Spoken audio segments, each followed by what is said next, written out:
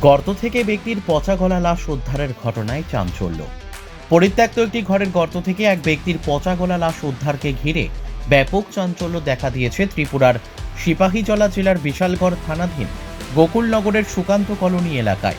জানা গেছে সেখানকার একটি পরিত্যক্ত ঘরে গত দীর্ঘদিন ধরে এক অপরিচিত ভবঘুরে প্রাকৃতিক ব্যক্তি বসবাস করে আসছিলেন। এলাকার সবাই ওনাকে মাস্টার নামে সম্বোধন করতেন। বুধবার স্থানীয় এলাকাবাসীরা ওই ঘরের পাশে একটি পরিত্যক্ত গর্ত থেকে পচা দুর্গন্ধ ছড়াচ্ছে দেখে এগিয়ে গিয়ে দেখেন যে সেখানে মাস্টারের গলিত লাশ পড়ে আছে। এমন কাণ্ডে এলাকা জুড়ে চাঞ্চল্য ছড়ায়। পরে আইনি প্রক্রিয়া হেতু খবর দেওয়া হয় বিশালগড় থানায়।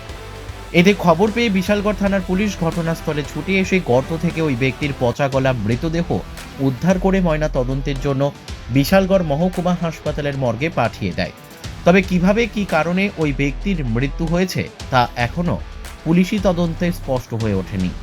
এ কাণ্ডে স্থানীয় পুলিশ একটি অস্বাভাবিক মৃত্যুজনিত মামলা হাতে নিয়ে তদন্ত শুরু করেছে।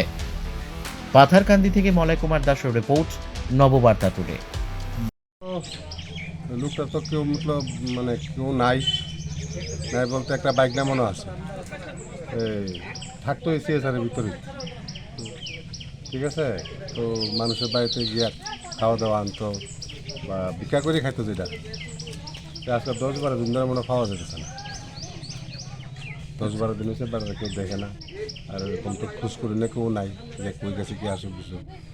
তো আজকে মনে হয় দুজন ভদ্র মিলে আইসে দেখছে, দেখা মানে গন্ধ পাইছে, গরু দিতে সেটা খবর হয়েছে। মানে কি দেখছে?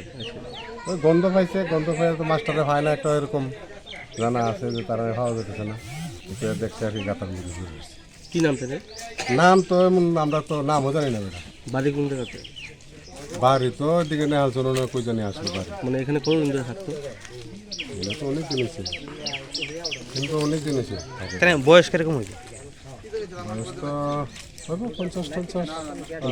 তাহলে কি বিক্ষোভ নাকি? হ্যাঁ, আমরা হিজড়ে সবাই মানে মাস্টার ডাকতো, মানে ইয়াহাদি করছে না সবাই, এবার হিজড়ে ডাকতো। বাচ্চারা আগে পড়াইতে লেগে মাস্টার ডাকতো আর কি। তিনি শিক্ষক আসলে? হ্যাঁ, 12 পাস আসলো। মানে এরকম কিভাবে হয়েছে? এটা এরকম কীভাবে হয়েছে বলতে, এটা তো আগের থেকে এরকম কীটা বলতাম। এই জায়গাটার নাম কি? এটা হচ্ছে গোকুলনগর সুকান্ত কলোনি।